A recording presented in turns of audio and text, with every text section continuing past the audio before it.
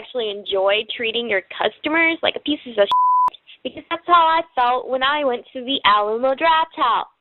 Okay? You know what? I didn't know that I wasn't supposed to text in your little crappy-ass theater. It was too f***ing dark in that place for me to find my seat, alright? I was using my phone as a flashlight to get to my f***ing seat. So excuse me for using my phone in USA, United States of America, where you are free to text in a theater. I was not aware that I couldn't text in your theater, all right? I've texted in all the other theaters in Austin, and no one ever gave a fuck about what I was doing on my fucking phone, all right? And it was on silent. It wasn't on loud. It wasn't bothering anybody. You guys obviously were being assholes to me, and I'm sure that's what you do, you know, to rip people off. You take my money, and then you throw me out. You know, I will never be coming back to your Alamo Draft House or whatever. I'd rather go to a regular theater where people are actually polite. And, you know, I'm going to tell everyone about how you are. And I'm pretty sure you guys are being on purpose. So thanks for making me feel like a customer. Thanks for taking my money.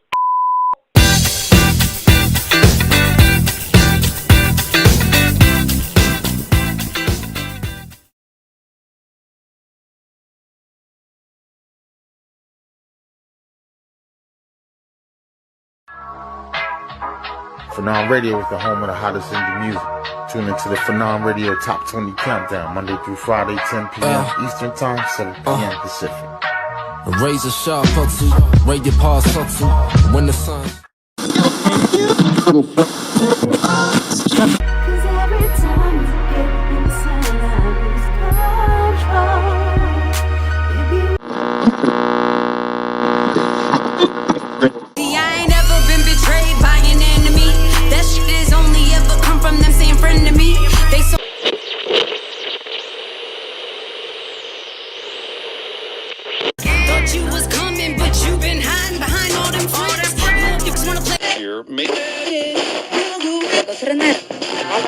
So many times I played the fool, man, held below. I'm too fly to be sitting here lonely, feeling for the ride, wanna put it on me. Pittsburgh. When you get inside and when I grind it, I can't deny it, feels so exciting, deeper. Is no result.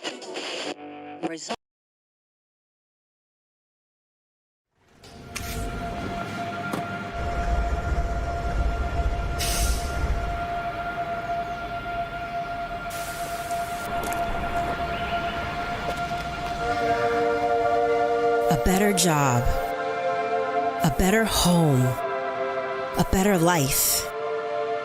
Who hasn't wished for these things, worked for them, and sought a place where they had a better chance of becoming real? For generations, Brockton has welcomed those seeking something better.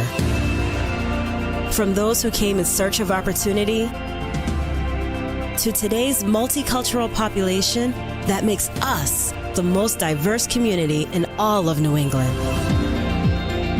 Brockton is a place where homes are more affordable, communities closer, where a strong and talented workforce fuels the success of businesses big and small, and the vision of a more diverse and equitable America is being realized every day. It's where ideas take root, businesses grow, communities thrive, new beginnings unfold, and the promise of a better life is kept.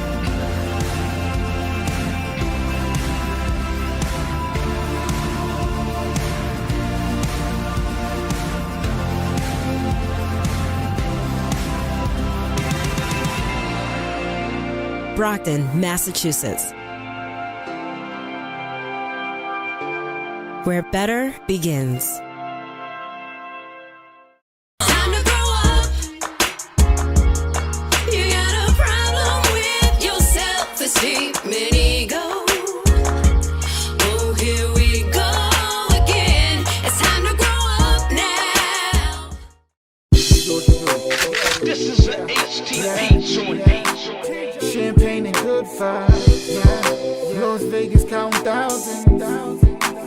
champagne and good vibes. We can fly to Sicily just to eat Italian. Las Vegas penthouse, winning counting thousands.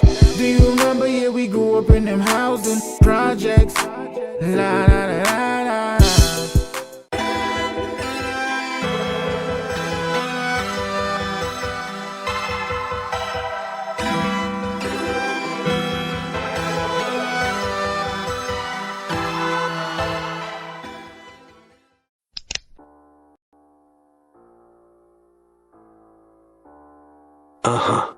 I know what you're thinking. Is this the booth, drafting the circuits, three-way theater, or the Kevin Jackson show? Well, to tell you the truth, in all this excitement, I kinda lost track myself here on Whobazoo.com. So, do you feel lucky, punk?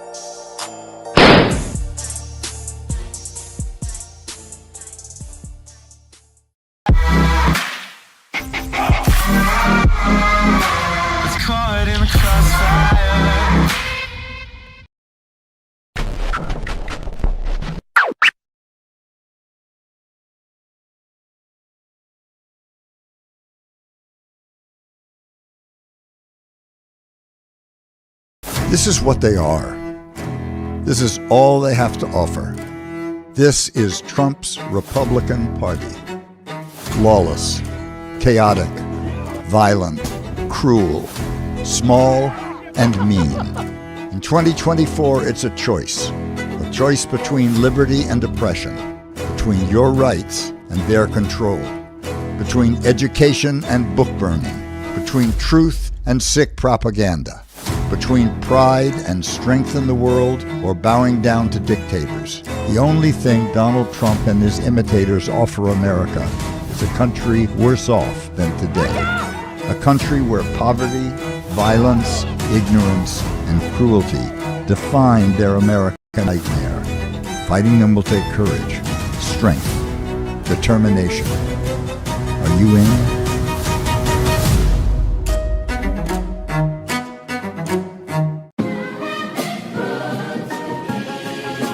Can you dig it?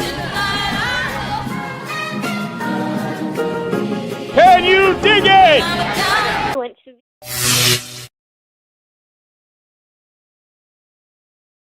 Alrighty, it's your boy Sinister One broadcasting live from the City of Champions. You are watching The Booth. It is 8:01, August 1st. Jesus. I got a chuckle. August 1st. Just let that sit in real quick here. I got my guys here with me on the show tonight. It's First Tuesdays. We've got some overtime that's going to happen tonight with my guy, Steve Hooke from BEMA. He's going to be on with us later on. After these guys, I let these guys go. But we have a lot of stuff to talk about. Michael Douglas Barretto, MDB Electronics. If you've got a controller that needs to be fixed, you want to make sure you send it out to him and Back to Gaming in 48 hours. Also, big thanks to my viewers from last week, and a big shout out to Podcast Nation Group and the Black Podcast Nation Group, and a big special shout out to James Hayes of the Black Podcast Network. Black actors. Inside joke. Also, 494,000 streams of Yana Marie available now. Check it out. It's personal tactical target systems. Those are the targets I get when I go down to the range. I love Boston sports. Those are the shirts that you have a chance to win if you're in the chat. And Vianna Marie, there she is, featured in Kimberly Ann Empowerment Photography for Women. And before we get into the news booth, I'm going to let my guys introduce themselves. It's First Tuesdays. Upper left-hand corner. Rob, let them know. Hello, everybody. We have a lot to talk about tonight, so I'm not going to waste any more time. Let's get started. Ken Diesel. Hoorah, hoorah, hoorah. Lock, cock, ready to rock.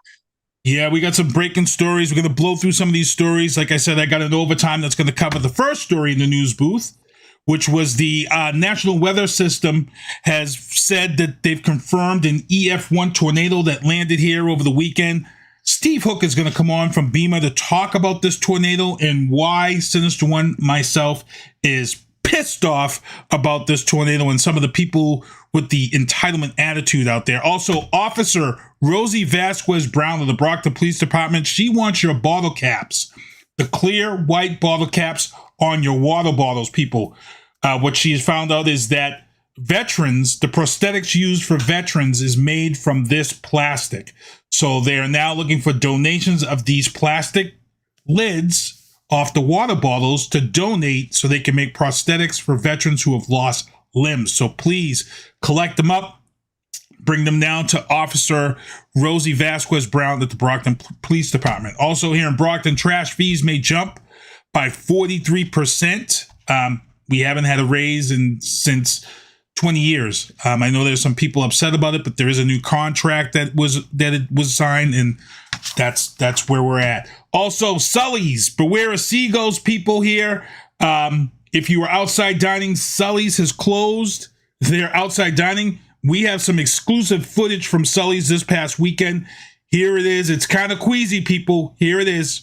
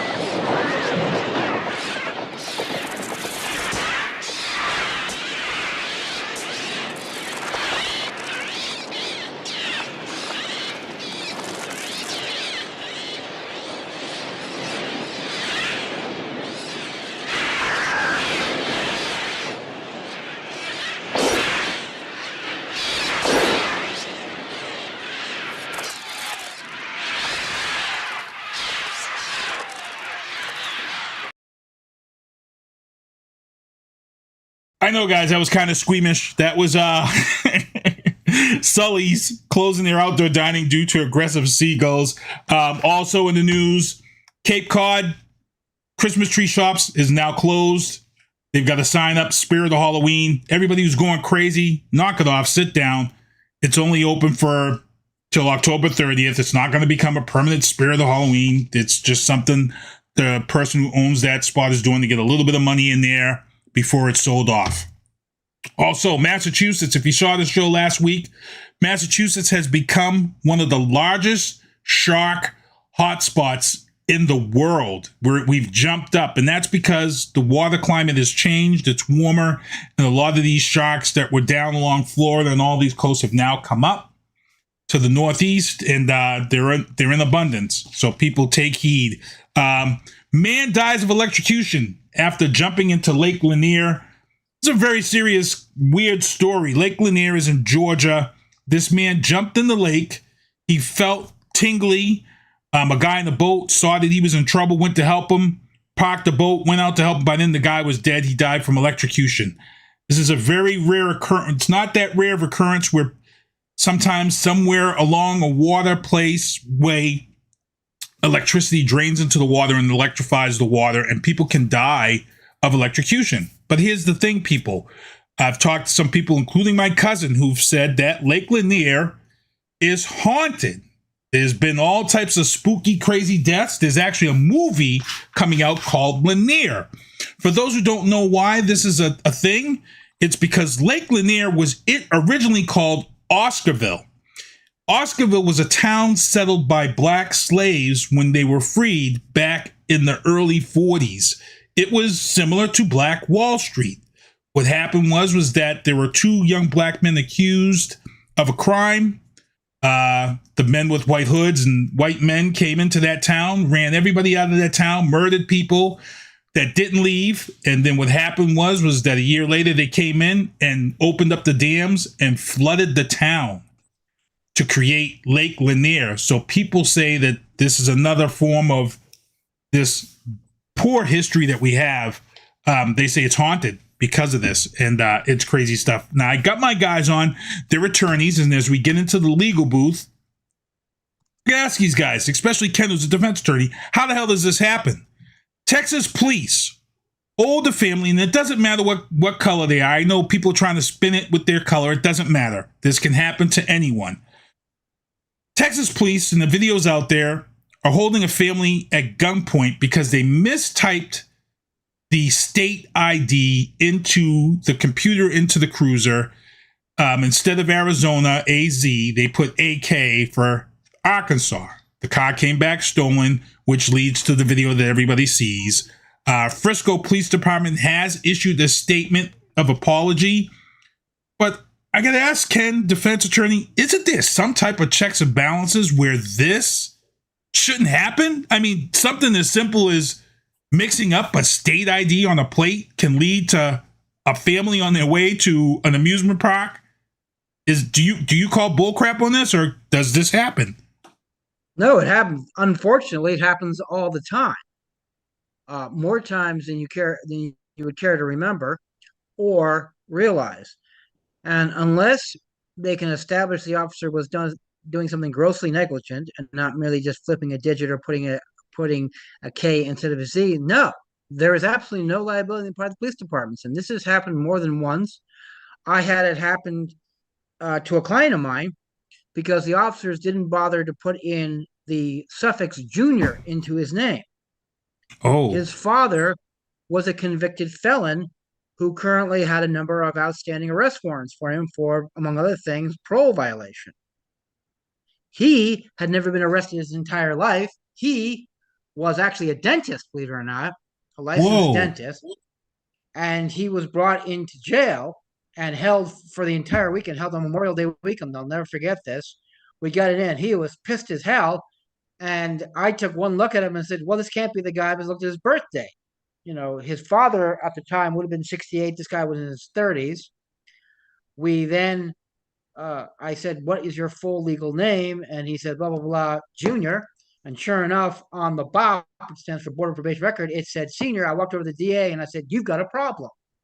I said, look at the BOP, look at the complaint. He said, yeah, my client's name is Junior. And I guarantee if we pull his driver's license, which has ID in his life, we're going to see Junior. And sure enough, we did. The DA looked at it and said, you know, you're right. We're sorry. We got the wrong guy. And they released him. Oh, man. You can't get any restitution for that? You can't? Absolutely not. Absolutely not. Wow. That's insane. That is the most extreme example, but I've had people brought in because their license, that someone flipped a digit on a license plate and came back with the description didn't match the car. I've had people who unfortunately have very common Hispanic surnames like Mendez. For those of you who don't know, Mendez is an incredibly common Hispanic name. In fact, I've got 2 clients last name Mendez, which are in no way related. So you've got to be very careful about the spelling first and last names, and this happens all the time. God forbid the person you're mixing up has got warrants out for a violent felony, like an armed robbery or a rape or an assault of crime on police officers. They're getting the beat down, and there's nothing you can do about it. And I've had this complaint. I've done this all the time, and cops say, look, we live in a dangerous society. We're not taking any chances, and we're sorry. We don't do it on purpose. We're only human, and I believe that. Although most of the time, 90% of the time this happens, these cops are not doing it intentionally. There's just some minor screw up, as simple as mixing up a letter or not putting a suffix or mixing up a digit in a license plate, or a 9 looks like, or a 3 looks like an 8 or something like that, if someone can't read someone's handwriting, or it's late at night and they're tired and they misread a digit off a license, or the dispatch hears the wrong number. But, you pull someone over on the side of the road, like on a highway, you're going to have a lot of noise. It's very easy to mishear a number. Right. Viana Marie's in the chat. She said her sister actually used her name when she got arrested in Worcester, and every time it's brought up when they run her stuff, even though it's been clarified that her sister had used her name during the arrest. That's crazy that they still haven't fixed that. That goes into identity theft. That's a whole different issue. We can spend an entire show on identity theft. Wow. R Square, do they have these type of issues on base when MPs, simple things as that, or no? A little bit more different? Well, look, there are two issues at stake here, okay? Number one, I think Ken alluded to this a little bit, is whether you have a mistake made in good faith or a mistake made where, in gross negligence or something like that, or even willful misconduct. And so most of the time it's an honest mistake, or people trying to do the right thing and there's a typo or something and everybody's reacting to the information they have, unknown that there's an error of some kind that changes the analysis. So that's an unfortunate thing, and that's the way it is. You're not necessarily going to get any relief on a good faith mistake. Gross negligence, maybe. But the other thing, the more important thing, is this. Law enforcement, it doesn't matter which law enforcement. There are 18,000 law enforcement agencies in the United States, state, federal, local, all the different levels of things that we have. And they all have very, very similar training in the use of force and the escalation of use of force. And so the issue, for that family that was held at gunpoint, it doesn't necessarily matter what the underlying concern is. And yes, the idea of a stolen car promotes a reasonable connotation of violence in the mind of law enforcement. You're not dealing with somebody who went 5 miles an hour too fast. You're dealing with somebody who's engaging in a serious felony, perhaps. And, so you're going to give them some benefit of the doubt. But the truth is that they still have to go through their training in the escalation of the use of force. And so unless you're being fired at, you don't necessarily immediately go to the use of deadly force. And drawing of a firearm is considered deadly force, whether you plan to shoot it or not. The use of a firearm is deadly force. And so arguably these officers, and I don't know the facts of this case, I'm just highlighting the general proposition here. I give law enforcement basically the benefit of the doubt until I learn facts where that's not appropriate. And so, what about this stop? What about this family led them to escalate to use of deadly force, even though they didn't actually use deadly force? That's the level of force they used. That's an issue that could be worth looking at. But again, the more information they have, the more reason for concern, as Ken was talking about, then, it's very difficult to second guess them. They have a very dangerous job. We do live in an extremely dangerous society where people, pull up alongside a police officer and just shoot them now, where people get pulled over in a traffic stop and shoot the police officers. I mean, this is on their mind, and you can't tell them not to think about it because it's become all too common. And so, there's got to be a balancing here. But at the end of the day, they have to go through the proper escalation of use of force training that they had. Yeah, it's crazy. And the video's out there. If anybody wants to see it, check it out. There is a video out there of the situation, and they did realize the mistake during this situation, and they immediately had to, and as you said, sometimes you got to ask, why did it get to that point where they pulled it? So there's a lot of questions to be asked. They did issue an apology to the family publicly. The chief of that Frisco department, he also said that that he apologized, and it was a mistake. It was a mistake. Tyrone Washington said they was really doing their job in their mind, and it was a dangerous situation. Correct, exactly. Right, and exactly Frisco right, is known where people in stolen cars take off. You know what I'm saying? So there's a lot of things that there, but I thought it was just weird that is this really common? So I guess it is common for people to mistype stuff. Also in the legal booth, parents have been held in the death of an adopted 5-year-old boy who they brought to the hospital and said he was woozy because they thought he had COVID. Turns out when the boy died that his brain was literally obliterated from abuse and being beaten. The reason why I bring this story up is because I have 2 close friends to me who have been trying to adopt a son for the longest time and have not been able to. And sometimes we get these stories of where people are able to adopt a child and then these tragedies happen. I just don't know what to say about that. Cardi B, let's get into the Cardi B microphone check timeline. Cardi B threw a microphone at a person after a person threw a drink on her during a concert. Now, on this show, I've been talking about the fact that people throwing stuff at artists at concerts isn't a good look, number one. Number two, I told people, if this was the 90s, when guys like Axl Rose would jump off the stage and punch you in your face for throwing something on stage, or guys like the Rolling Stones who had Hell's Angels for their security and practically almost beat you to death. This is a true story back in the 60s. Guys like Sebastian Bach jumping off the stage, and what happens is that these people end up hitting the wrong person, to jump the wrong person, they get sued. So everybody was saying Cardi B did what she was supposed to, but then TMZ comes out and has a video of Cardi B pouring water on herself and asking people, hey, throw water on me, I'm hot, but then turns around and throws a microphone. Guess what? The microphone hits the wrong person. Now Cardi B is being a suspect for assault and battery with a microphone because she hit the wrong person. And Ken, as a defense attorney, Cardi B has been released from a 2018 assault in a strip club.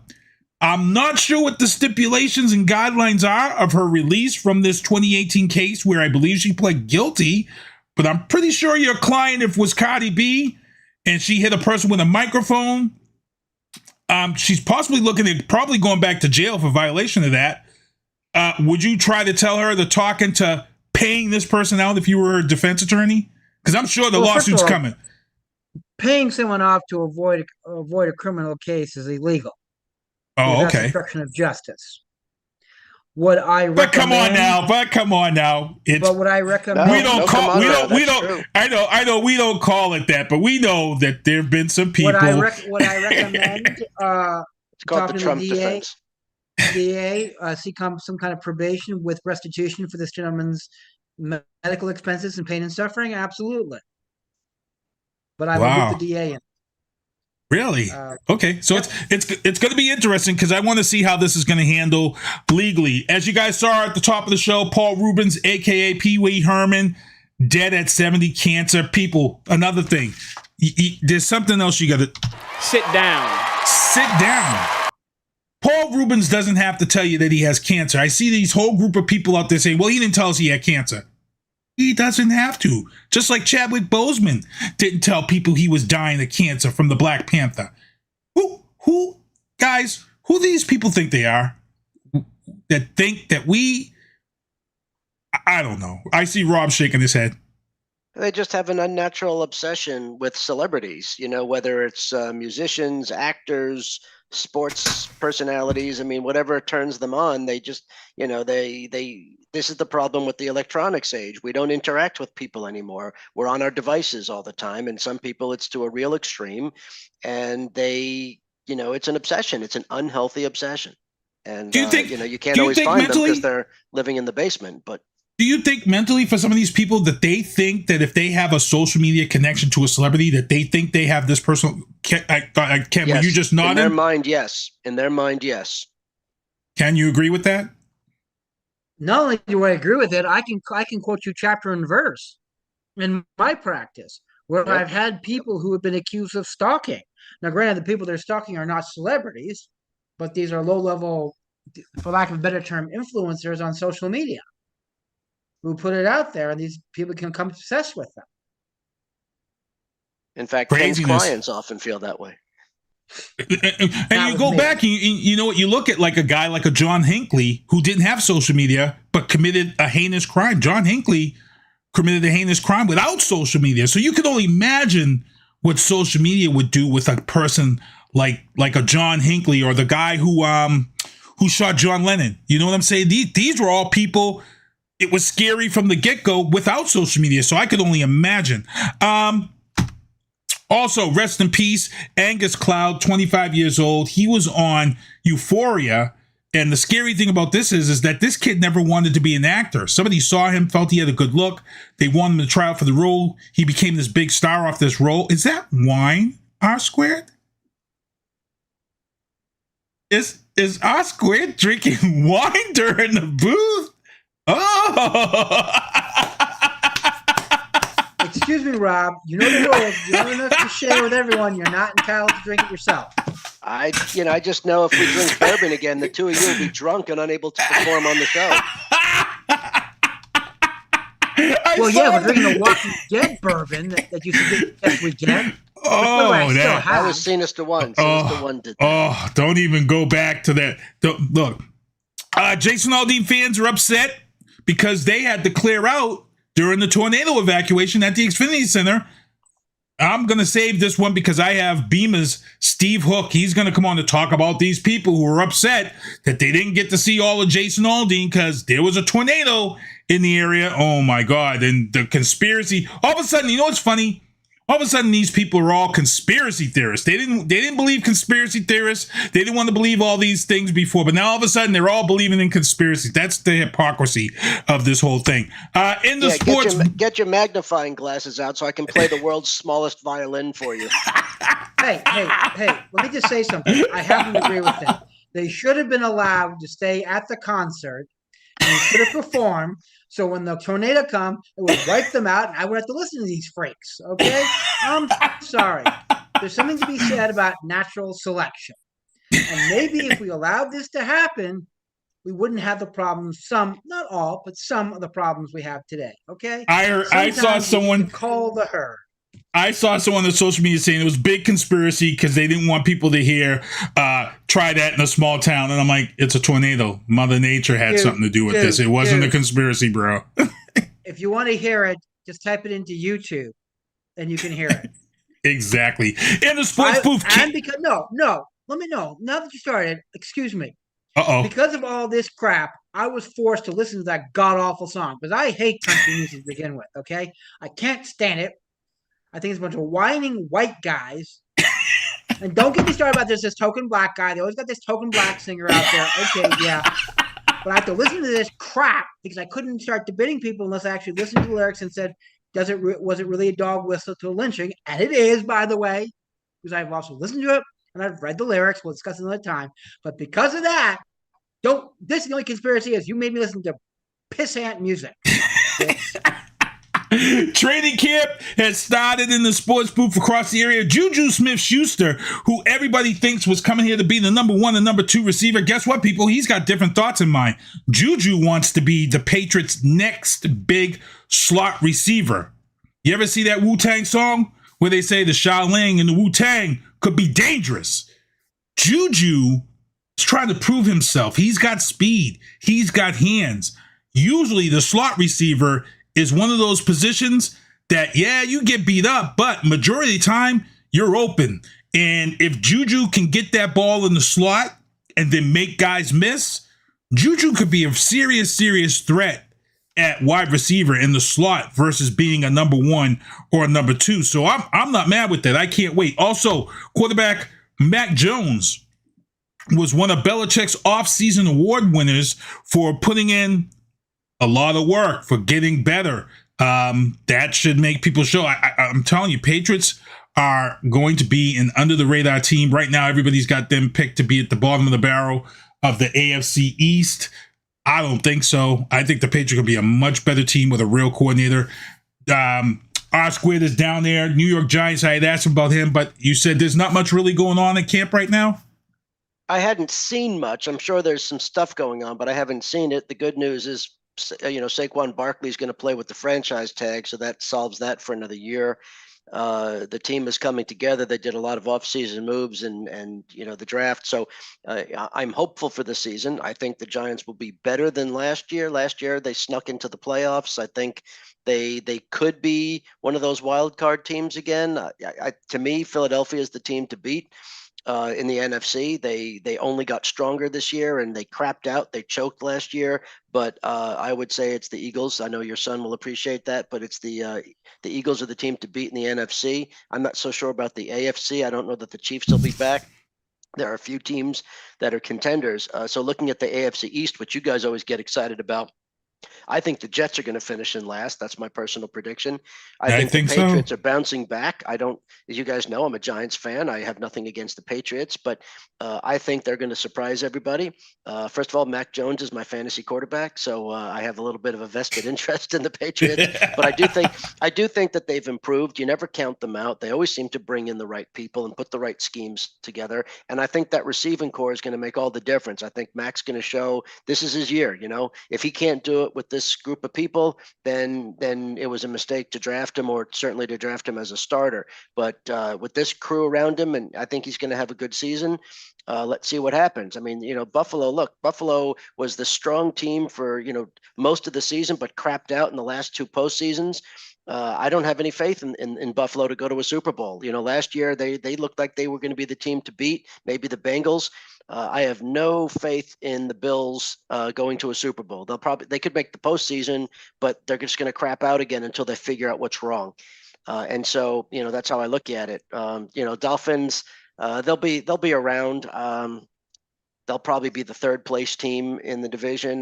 You know, they'll win some games, maybe pull some upsets. I don't see them being a factor. So I think the AFC East is going to be one of the most fun divisions to watch this year. And the Rams lost one of Ken's favorites. Sony Michel retired, who Ken was constantly complaining about his inconsistency running plays over the years. You had a serious love-hate relationship with the guy. Complain? The guy, I mean, explain to me. In one game, in one quarter, he can tear it up and get like what, 5-6 yards a carry without breaking a sweat. Okay, I mean, so you just give it to him, run it. You're going to eventually get it within the red zone about 8 plays, and then the same quarter, the guy couldn't score on his own wife. Okay, explain that to me. He literally was tripping over his own feet. He would basically sit there, wait for his blockers to set instead of moving around. And then of course, he had he draped his hands in cocoa butter and kept coughing out the ball every 5 freaking minutes when there was no one around him. I remember one play, I'll never forget. He trips over his own feet, goes down, and then managed to lose the ball. Thank God it rolled out of bounds. How do you tackle yourself and then cause yourself to have a fumble? Okay. Oh, I knew when I brought up Sony Michel retiring, it was going to send Ken off the rails. Because he's such a great runner when he's on, he's magic. He's Walter Payton. Oh, God. Oilers. Come on. Eddie Robinson? Eddie George? No, I'm talking about in the 70s and the 80s. Come on. I can't remember the guy's name. Oh, Jesus. Earl Campbell, yes. Campbell. Earl the Pearl. Okay? I mean, and then in the same quarter, I could do a better job. And I'm 56 years old with bad knees. Oh, man. Also in the sports booth, I knew that was going to send him off.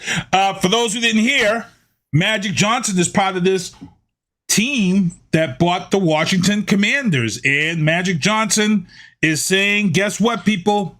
That name might be changed. Don't get too comfortable with that Commander name. Magic and his group, it's going to get changed. It's going to get changed. So it's coming. Everybody hated that name. Snyder just threw a name on there to get through the year. He knew he was gone. And this will be great for the team. You don't like the nickname the Commies? Oh, come on. That was great. So we'll see. We'll see what's going to happen there. Great thing by Magic Johnson. Great face in the NFL.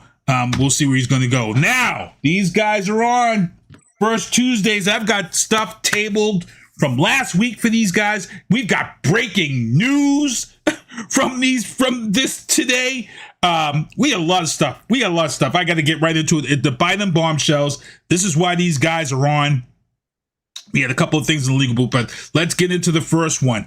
The FBI corroborated the $10 million Ukrainian bribery scheme, which seems to have some wheels.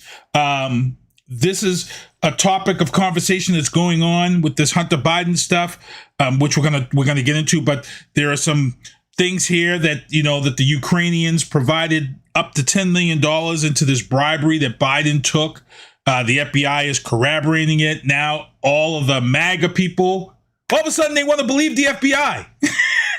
All of a sudden, the FBI tells the truth. We got to swear by their word. When the last 4 years, when the FBI was pushing out all this stuff about Trump, you can't trust the. I'm going to let Oscar because you love this stuff. What are your thoughts on this Ukrainian bribery scheme?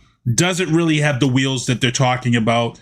No. The problem here is that all of these kids are involved with these presidents. It goes all the way back to brothers like. We go back to Jimmy Carter's brother. Jimmy Carter had this brother, Billy Carter, who had this beer, but he was in and involved. There's always someone involved that shouldn't be involved with these presidents. Go ahead. I'll let you start. Nobody has a perfect family, and God love them for being loyal to their family. You got to love your family. You got whatever. It's just not. Until recently, we just didn't pay much attention to it. It was fodder for jokes and comedians, but it really wasn't a big deal to the American people. Certainly not as to the voters. For those purposes. And it's just crazy. But going to this specifically, we could spend a whole show on the devolution of our politics and what's wrong and what needs to be fixed. That we could do that sometime. It might be fun. But about this, they're first of all, to this day, as of earlier this afternoon, as I read various things, there is no evidence of any wrongdoing by Joe Biden. So.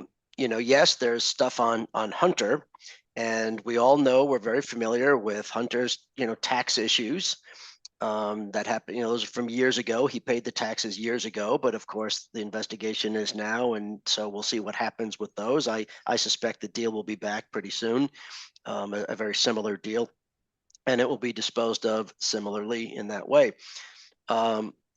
But what we've learned from these ridiculous hearings that they're holding is that they can't find anything on the president himself. He wasn't involved in anything. He didn't have knowledge in things.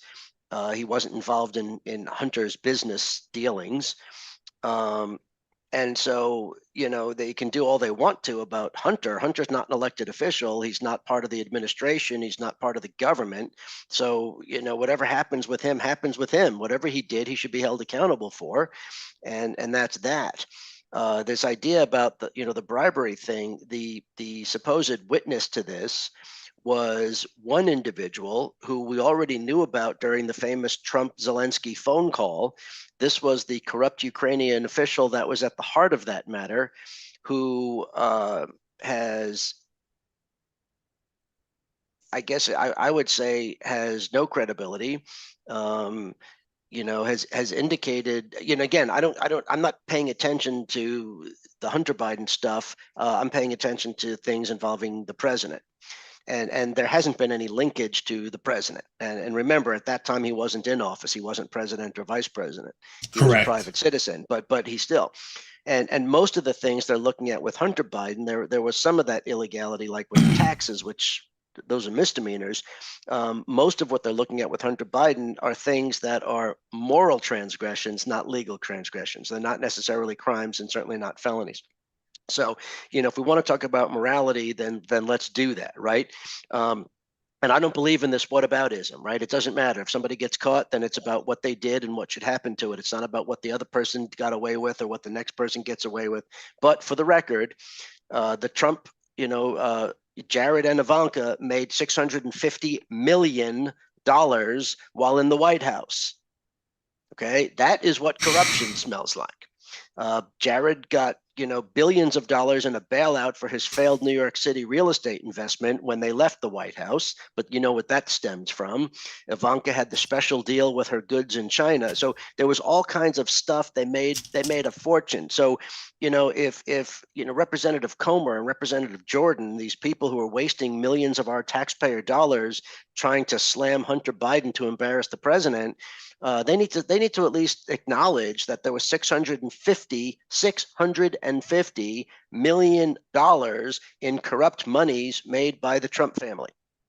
And just the children, not what he made. He made plenty too, remember, because people were, using his, properties and whatever else. Yeah. So look, if we're going to look at this stuff, then let's take an honest look at this stuff. All right. But if you care about Hunter Biden's back taxes, and maybe he got $1 million or something like that from somebody in Ukraine. I don't, like I said, I have not seen any evidence of it. There was one uncredible witness that told a weird story that they're clinging to, but nobody has made any conclusions, and certainly not to the president. But again, the issue is, then let's look at all of it. Let's look at all of it. Let's make rules, right? Let's talk about that. But all these people that think there was nothing wrong with the Trump family making their business deals while in the White House should have nothing to say about anything that Joe Biden made, even if he did it while he was not even in office. I mean, that's just beyond hypocrisy, and it's beyond stupid. So again, if we're going to look at this stuff, let's make new rules. Let's strengthen those rules. We can start with the Supreme Court ethics, right? And there are so many things that we can address in this regard. Then let's do it. I'm all in. I'm all in. I'll serve on a commission. You want to do a commission? I'll serve on it. Let's do it. But it's just ridiculous what we're focusing on. Right. And it's Clarence Thomas is even just as guilty. Go ahead, Ken.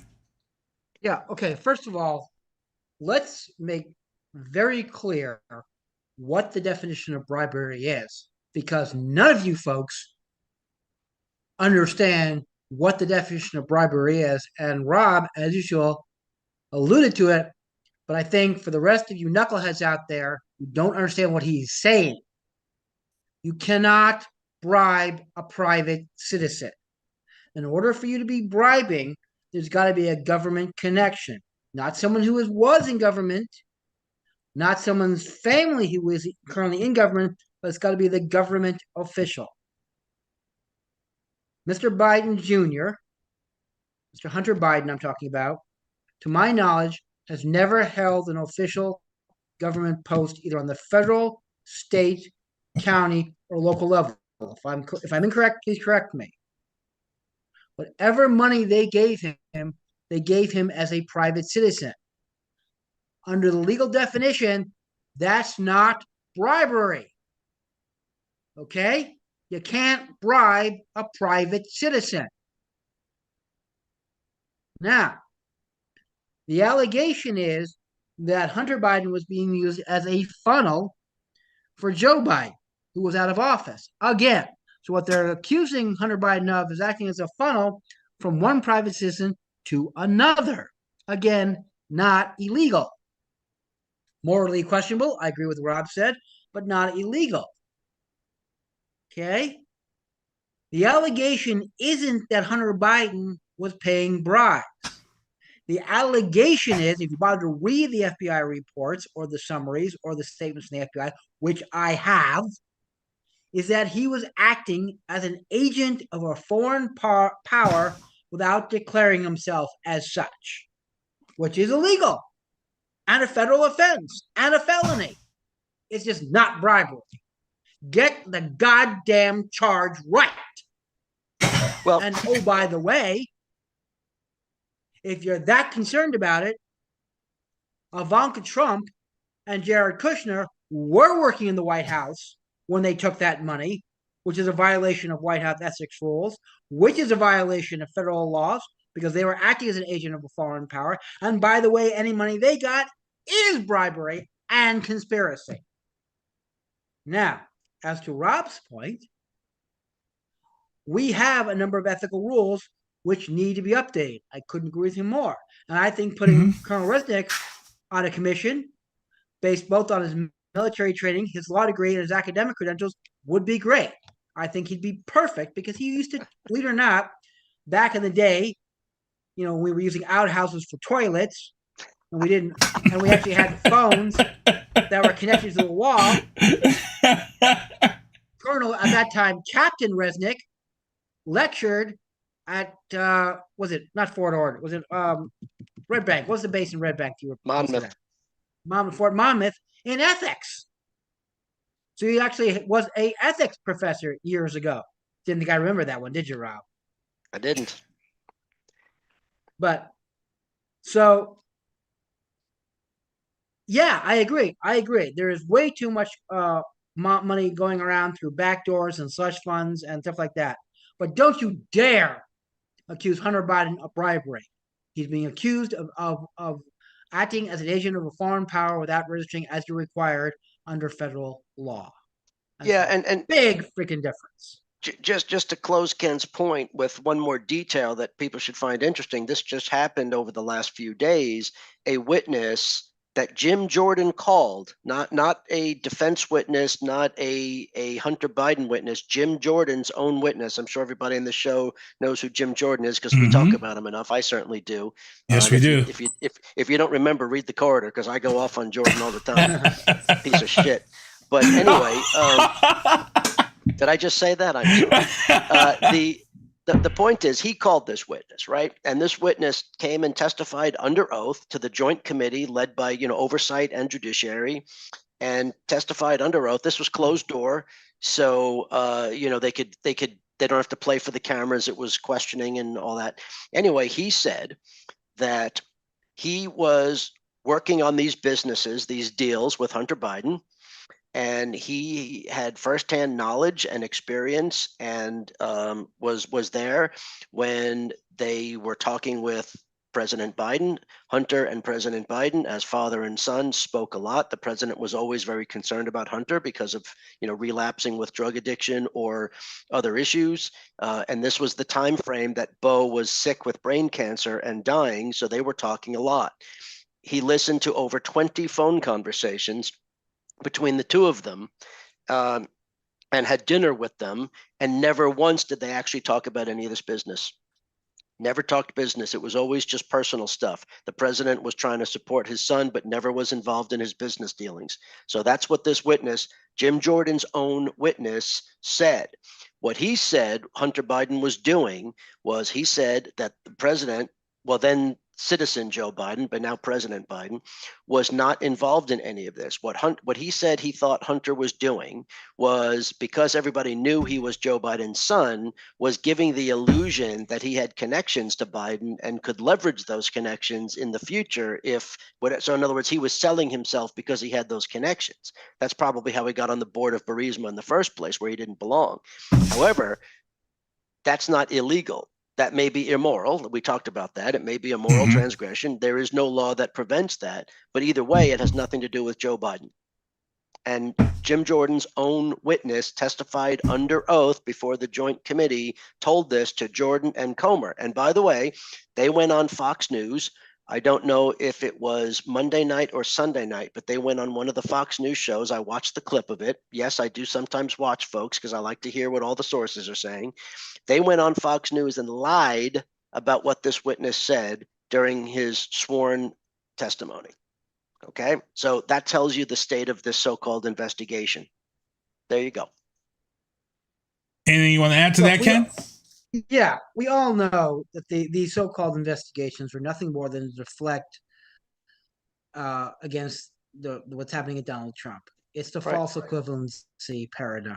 The idea is that these guys are bad. Look over here. Now, we don't need to establish any evidence, but here's the other thing. And this is very important to understand.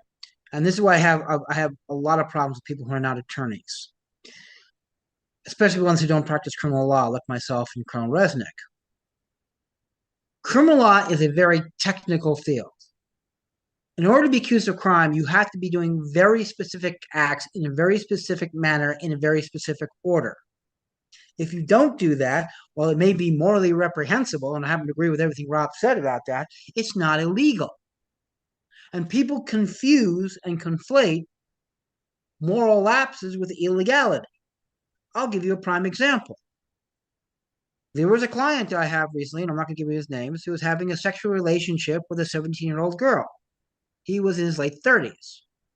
He was also married. She was a member of the athletic team where he was an assistant coach on. Oh. Okay? It was disgusting. And definitely a violation of his employment contract could get him fired civilly. But here's the thing. It wasn't illegal. Nope. Why? Because the age of consent in Massachusetts is 16. She was 17 when they started the sexual relationship. Now, should this guy be taken out to the backyard and beaten over the head with a piece of heavy mining equipment until he dies? Yes, he should. And I wouldn't blame the father of this girl if he did that. But that's not the issue we're debating here. The issue is, did he do anything illegal? And the answer is no. She openly admitted to my investigator and to DCF and to the court that she had these relations with him were consensual. Okay? That's it, people. End of story. Disgusting as it may be, he didn't commit a crime. The reason I'm drawing that parallel between Hunter Biden's situation and this, clearly Hunter Biden was going out there using his last name and giving the illusion that he had access to Joe Biden and I bet a bunch of other power brokers. Was that morally reprehensible? Absolutely. Hunter Biden's an incompetent. You know, this guy shouldn't be running a lemonade stand, much less sitting on the board of a major hydrocarbon company, especially a foreign national. But guess what? Has anyone ever heard the term K Street bandits?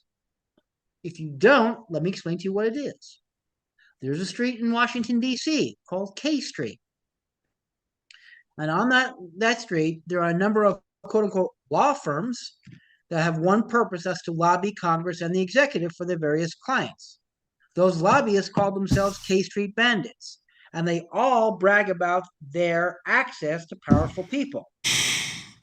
I think the entire universe would be well suited if a giant meteor came down and wiped the entire street out. Okay? But guess what? What they do, however disgusting, is legal. They sell influence. These people, many of them, not all, are either retired congressmen or senators, or staff members, or former staff members, or former executive department personnel. Now, I'll give you one prime example of this, and I'm sure everyone likes to talk about the defense industry. How many defense contractors have on their boards and working for them either former secretaries of defense, Army, Navy, or Air Force, or former military personnel working inside the defense contractors? And we talked about this one. Yeah. What do you think they're selling? And it ain't lemonade, people. Yeah, we talked about this one. Good stuff. Good stuff. And like I said, we got a lot of stuff to talk about. 750. Judge knocks down Biden's asylum policy. If guys haven't heard, the amount of people coming across the border had dropped in the last few months. But there was a judge who just went and knocked down where people would claim asylum and they weren't allowed into this country under Biden's rules. But the judge has now said that isn't right. He's actually lifted that, so now more people can come in. So for those who need to do their homework, you need to check in on this asylum policy ruling. And these guys were also here to talk about, they were talking a lot about Hunter Biden's case. And I hear a lot of people complaining about the fact that this happened, that there's only one issue tying up this case, and that is over the gun. And supposedly they originally had this deal about the gun in the plea bargain where it was just going to go away or whatever was going to happen. But now all of a sudden, I guess the prosecutors want the gun to be entered in. I'm going to let Ken Diesel jump on this one first. Your thoughts and what the explanation is. Like Ken R-Squared said in our private chat, he says it's just kind of a paperwork wording thing. I'm going to let Ken go first. Okay, very simply, when you do a plea, you write down in the plea what you're pleading to, the charges, what facts you're stipulating to, and what the outcome is going to be. It's called the plea agreement. On the federal level, they are very long and very complicated. The problem was, from what I understand, and I've not seen the notes between the prosecutor and defense, nor do I see the actual plea agreement, is the wording used in the plea agreement regarding the firearm was rather vague, and the defense believed it would be interpreted one way, and the prosecution believed it would be interpreted another way. So instead of having a complete cluster bleep at the plea hearing in front of the judge, they withdrew the plea and are working out the language. It's not going to affect the overall case. It's more, yeah. It's more on the collateral issues, because there are certain ways you can do a plea with regard to a firearm in the federal level that will not affect your right to bear firearms in the future, and there are certain ways that it will. From what I understand, the prosecutors basically wanted Hunter Biden never to be own a firearm for the rest of his life, these including hunting rifles and pistols, and Biden thought it was going to be basically he loses his right to have a concealed weapons permit. Hyper-technical stuff happens all the time. I've had pleas blow up in my face all the time because we would submit something in and the judge would say, well, is this what I'm reading? I would say yes. And the DA would go, no. And he's like, why don't you guys go back and figure this out and then bring it back to me? It's very common. It'll be worked out. We'll be back in a couple of weeks. It's not this. So I swear, this isn't that big of a deal that everybody's trying to make it out to be. No, this is just the Republican playbook, the MAGA playbook, where they're trying to make it look like, the judge was saving the day because there was some inappropriate deal here that they were giving Hunter Biden because he's the president's son. There's just no factual basis for this. First of all, most people would not have even been charged for these tax issues. He was charged, and he was charged because he's the president's son, and they didn't want to not charge him. So if anything, he's facing charges because he's the president's son, not getting off on charges because he's the president's son. And he knew that, and that's reality. And the deal is, from everybody with knowledge about federal deals, the terms of this deal were extremely consistent and reasonable with standing practice. Now, whether people like the way the deals are made and the terms of those deals, we can debate that forever. That's a big issue in the criminal justice system about doing deals and all that. But there's nothing untoward about this particular deal. When a judge is given a deal in a case like this, the judge obviously has to go through the colloquy with the defense and make sure that they understand the terms and that they're pleading guilty and the defendant makes elocution and all that kind of thing. The judge also has an obligation to make sure that both parties have the same understanding of all the terms in the deal. Because if there is not a complete mutual understanding, by law, the deal is null and void. The judge cannot accept it. And so the judge asked a question about future charges. And the defense said, yes, this deal, which would be normal, this deal precludes any prosecution on additional any charges now known would be precluded from being prosecuted under this deal. That it covers what's in it, and anything else they know about is being dismissed and not being pursued. The prosecution screwed up the language. They didn't mean to say that. That is the normal way that deals are done, that unless you specifically carve out known offenses that you could prosecute, it would preclude prosecution from anything known. Doesn't mean future. If you do something in the future, then that's fair game. But anything known to authorities at the time of the deal would be precluded from any future prosecution. I hope I'm not confusing people with this. No, I get it. That's what the judge threw it out for, because the defense said that any other known charges could not be brought as charges. Any other offenses cannot be brought as charges, and the prosecution didn't see it that way. The charge that they were talking about was exactly what Ken spoke about 10 minutes ago, which was the FARA charge, the Foreign Agent Registration Act. That if there's evidence to support what Ken was talking about, that Hunter, through his representations with Burisma, was acting as an agent of Ukraine back to U.S. officials, and he was not registered. The same thing that Mike Flynn was pled guilty to, and other federal officials has pled guilty to recently.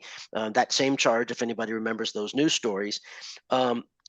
That is known, that has been known to authorities. And so technically under the normal terms of a deal, they wouldn't be able to go forward on that.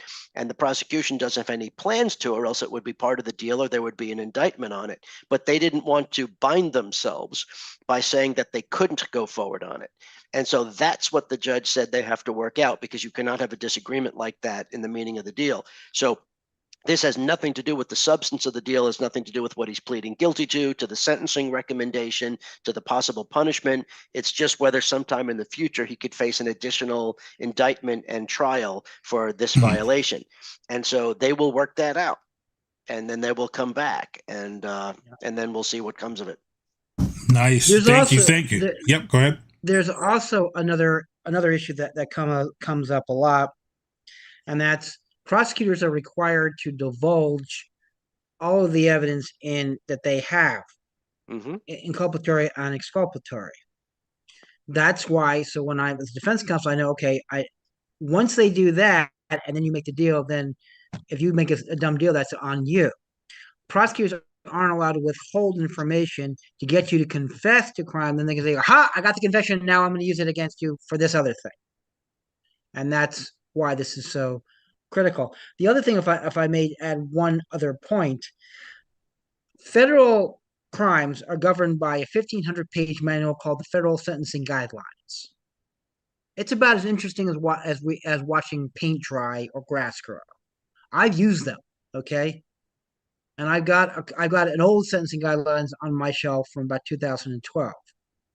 If you look at the sentencing guidelines for a first-time offender, which is Hunter Biden, who has accepted responsibilities, who is entitled to the downward departure, which he did, which does not involve acts of terrorism, firearms, drugs, exploitation of minors, violence against women, or international trafficking.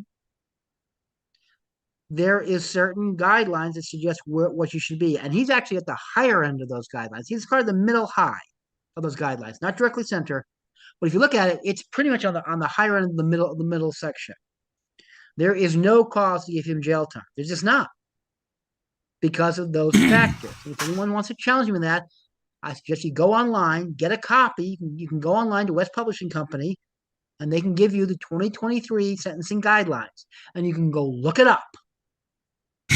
Well, if he doesn't go to jail, you know how it's going to be online. There's going to be a ton of people out there complaining, and it's just going to be, they don't know. So we're at 8:00. I got to move along here. Biden administration announces a $345 million package going to Taiwan. This is definitely going to piss China off somewhat. I saved this question for R Squared. Your thoughts on this weapons package going to Taiwan? Look, this is a continuation of existing U.S. policy. We have said that we are going to support Taiwan in its desire to maintain the status quo, that they have a semi-autonomous region of China. We believe in one China, but that the ultimate Chinese unification will come through peaceful diplomatic economic cooperation, not from a mainland Chinese invasion of the island. And so the United States, since that policy was announced under Nixon and modified under Carter, and every president since, has pretty much maintained, and this is true of every presidential administration, congressional iterations, everybody, this is yet the latest package, because we just saw that China was trying to rattle Taiwan a little bit. They had, what was it, in the course of one day, 37 different fighter planes or bombers kind of flew through Taiwanese airspace just to try to show them that they were there. It's just called menacing. They weren't going to do anything, but it's menacing. And this is part of our continuing commitment so that Taiwan can defend itself, and that the resolution of the ultimate goal of one China will be brought about diplomatically. And so this is good.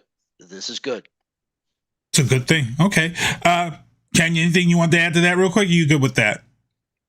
No, I'm good with that. But I'd also like to point out, again, as Rob said, this is nothing new. China has been rattling its saber in that area of the world, in addition to creating their fake artificial islands to claim their territorial waters. This is the United States saying, nice try. Just because we're dealing with the Ukrainian crisis doesn't mean we've forgotten about you. Good stuff. Okay. Also in Haiti, we've talked about this on the show and how the Haiti crisis has been breaking down on a daily routine basis. We spoke about the horrors going on in Haiti when they had that first tragic earthquake. Ken Diesel and I were one of the first networks here in this country to connect with the Haitian radio station right after that earthquake, when nobody else could get in touch. And we were told right out the gate, the day after the earthquake, we were told, don't send money here because the corrupt government is taking the money and putting it here. This is the only place that people did. It was scary. It was sad. And that let us know. This past weekend, an American nurse and her child was kidnapped. So the State Department ordered a government personnel order to leave Haiti. You're at risk. They can't guarantee your safety no more. So it's pretty scary to that case. But the other case, people here, is that there are people fleeing Haiti to the point where some of these hotels in this area, because we're a sanctuary state, are now housing Haitian immigrants who are also in fear of their lives that have shown up in Florida. But DeSantis is illegally moving these Haitian immigrants. He's shipping them right up to here, to Boston. And R-Squared, you talked about this. You said this move by DeSantis and this move by Texas, Abbott, is illegal. You said using government funds and hiring these buses and sending these people to states such as Massachusetts. Can you just really quickly let people know how this is illegal?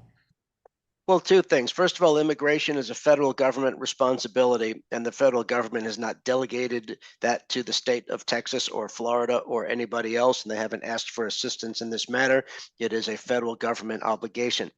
The other thing is, considering that the states don't have a formal role, when you spend money, when you spend taxpayer money, whether you're the federal government or a state, you are accountable to the taxpayers, to the people, and you have to spend money in accordance with its lawful purposes. And so since Florida and Texas don't have any immigration responsibilities, it would be a misuse of their taxpayer dollars, of their official state funds, to pay for charter buses and flights and anything else they're doing to physically move these immigrants to other states. Now, that by itself is not a huge deal, but under federal law, there's another problem, and that is they're giving false inducements to them to get them to volunteer to get on these buses and on these flights by telling them that they're going to a certain location, which is not always the location they're going to. So they're being lied to. They're being told that there are jobs waiting for them. That's an outright lie. There's no belief at all that there are jobs. They may be able to find jobs, but there's no such jobs waiting for them. There's no plan for that. And they're also being told that there is housing for them.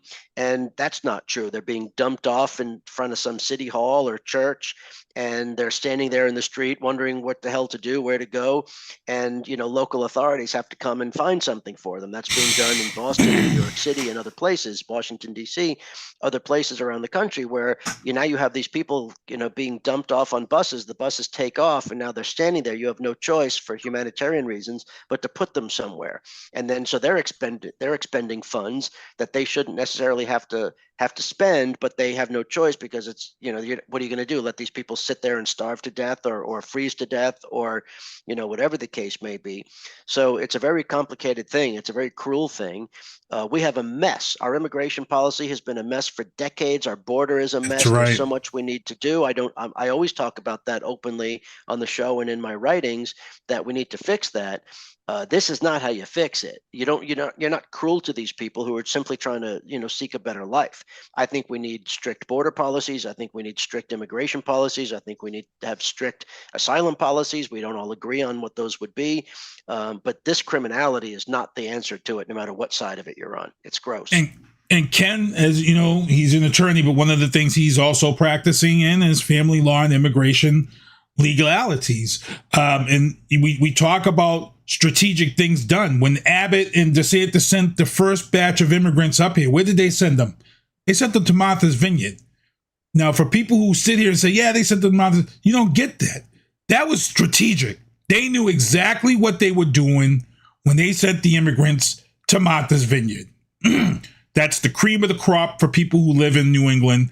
They knew that was going to make news. They knew by doing that was going to ruffle feathers. Ken, you went Ken Diesel on this show when that happened, and you had heard that they had sent these immigrants and told them, oh, there'll be jobs in this, and they got to Martha's Vineyard, which was the cream of the crop vacation spot for the elitists. It was a message sent across the bow. Let's be real. Shots fired. That's what that was, yeah. Right? Absolutely. But here's the other thing that Rob touched on a little bit. Let me try to explain the other problem. When DeSantis and Abbott sent those people, the money that he used was part of the money came from federal grants. And they didn't. And here's the thing with federal people forget with federal grants: when the federal government gives a state money, there are strings attached. You can use it for this. That's You can use it for right. that. Can't use it for this. And they used it for that, which basically meant, which is a felony. Misappropriation of funds. Misappropriation of funds, correct? Right. Yep. Not only that, it is illegal in the United States since the Great Depression to force people who are here legally, who have legal status, go from one state to the other. You cannot do that. That's called kidnapping. Really? Governor, yes. If you forcibly remove or detain someone without their permission, that's kidnapping under color of law. During the Great Depression, there were anti-vagrancy laws all through California to deal with the Okies that came from the Midwest, and they said you cannot live here. We can't support you. The federal government passed anti-vagrancy law prohibitions, and it's been for almost 100 years. You can't do that. If you, Sinister One, decide to move to Texas, and please don't, it's a horrible place. The state of Texas says you can't do that. It says you can't come here. Yes, as long as you go there, as long as you buy property legal or you rent, you can't be stopped from going from one state to the other. The state government can't kick you out as long as you have legal authority to be here. Okay? And that's the problem. Texas decided for political reasons, so did Florida, to make a big deal out of this. Worked wonderful in the right-wing media. It's also blatantly illegal. They couldn't be arrested. They should have been arrested. And I understand why the federal government tried not to pick that fight, because you got to be very careful with the fights you pick. Choose your battles carefully. You can't choose your victories. I get it. But that's blatantly illegal, by the way. And they can be prosecuted. And oh, by the way, anyone involved could have been prosecuted, including the drivers of the buses and the owners of the bus companies. Yeah, it's RICO, people. Conspiracy. Look it up. That's why, wow. I was just following orders. Didn't work for the Nazis. Didn't work for the Black Panthers. Didn't work for Lieutenant Calley. Ain't gonna work for you. Wow. That's deep. That's deep. Moving on in this, we're at 8:11. Trump, his packed chest is down to $4 million. DeSantis, who's been laying back, not really giving into this nudging that Trump has been doing. He's sitting on a cool $100 million in his pack. So this is going to be real interesting because you talked about this, R-Squared. You said that this packed chest that Trump had built up, he's illegally putting that money towards his legal fees, which is not supposed to be done, correct? If I'm not mistaken? Yeah, I mean, another area of law where we need to tighten up the regulations because people find a way to abuse them. This hasn't been done before. So now that it's been done, you find a loophole. Now we've got to fix these loopholes. So, but the thing is this, at first, they were using these donations to defend Trump and some of his cronies. And they diverted $40 million from his PAC, his reelection PAC, to pay the legal fees of Trump and these other people. Excuse me, this was a while ago that the money was being transferred. In recent weeks, they were giving their official guidance by Federal Election Commission that you can't do that.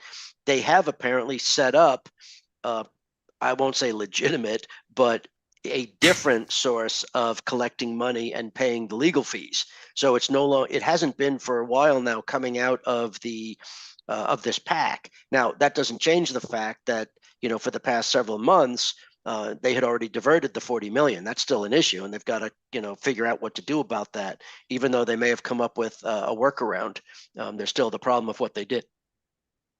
Ken looks stressed. You want to add to that, Ken? You looked a little stressed there. Yeah, let me explain. Rob, as always, is being incredibly diplomatic. Let me explain to you. Or I'm just trying to move us along. Okay. Because I did this. I worked on campaigns as treasurer. Okay. When you are in a PAC, you have to account for every single dollar that comes in and goes out and for what purpose. You've got codes you've got to use. You got to tell the people the purpose of requesting donations. Unless you tell them that you're raising the money to defer legal funds, you can't do that. It's illegal. And every time you do it, every dollar you spend is a separate count of a federal indictment. So Ooh. depending on how many times they actually paid out the checks, I'm not gonna say it's 42 million because is a count of campaign finance fraud. Okay. Mm-hmm. And let me show you the guidelines for campaign finance fraud over 100,000 are pretty long. Okay. As for DeSantis, by the way, his campaign is crashing and burning, but that's an issue for another day. Let's move on. He's got the money. Presidential immunity. I got a question for these guys. I told them to hold on, don't answer in the chat. We're just going to ask this question real quick. There was this lawsuit against the president for the stuff he said about the false electors and stuff like that. And they're saying now in this city, I forget what state it is, he can't be prosecuted because his comments that he made about the electoral being false is protected by presidential immunity. Go ahead, Ken. Go ahead. They're saying he can't be held accountable. Go ahead. Ken. Breathe, Ken. Breathe. Okay. This is why people who don't have law degrees and experience in criminal law shouldn't be talking about this. Let's discuss what we're talking about. There are two types of law generally out there, civil and criminal. In Nixon versus Fitzgerald, which is 457 U.S. 731, 1982, those of you want the site, the Supreme Court said that a president could not be sued in civil court by a private citizen for any actions he took as president that were confined to his presidential duties. Okay? In Clinton v. Jones, which is 520 U.S. 681, 1997, the Supreme Court said that a private citizen could sue the president while he's president for any actions that occurred before he became president. Okay? And in U.S. v. Nixon, the Supreme Court said that a president could be prosecuted while in office for criminal offenses. Okay? What happened was, in this matter in Pennsylvania, a private citizen sued, among other people, not just Trump, comments about the election machines in Pennsylvania being tampered with. What the judge in Pennsylvania ruled that as the chief executive, it's his responsibility to ensure that all elections are conducted fairly and honestly. And if he makes a comment, however unfounded and stupid, that there was problems with the election with the machines because they were rigged, that's within the purview of his presidential authority because he has the ultimate authority to ensure the elections are done fairly and correctly. I disagree with the decision for reasons we'll get into another show, but that's the decision. He doesn't get immunity from prosecution because prosecution only applies to criminal cases. We're talking about civil litigation from private citizens, not government entities. The DOJ can sue him. The GSA can sue him. Private citizens cannot. Cannot. Anything you want to add to that, R-Squared? Yeah, I mean, everything Ken laid out as a matter of law was spot on. I won't even try to repeat any of that. It was correct, and that's all I have to say. But I will say this. This was a state court judge in Pennsylvania, not a federal judge. So of questionable authority to rule on this. This was a Pennsylvania election worker who believes that they were defamed because by being in charge of elections, Trump's false claims about election fraud and the equipment and ballot stuffing and all those fake allegations he made that we know to be fake at this point obviously were direct offense as the responsibility of this person who would have been somewhat complicit or responsible for those claims, so those false claims, if they had been true. I believe this judge will be overturned at some point if the case gets appealed. I don't know if that will happen. I know Ken says, this is obviously something for another show, but I just want to make this one point that I believe the judge was wrong.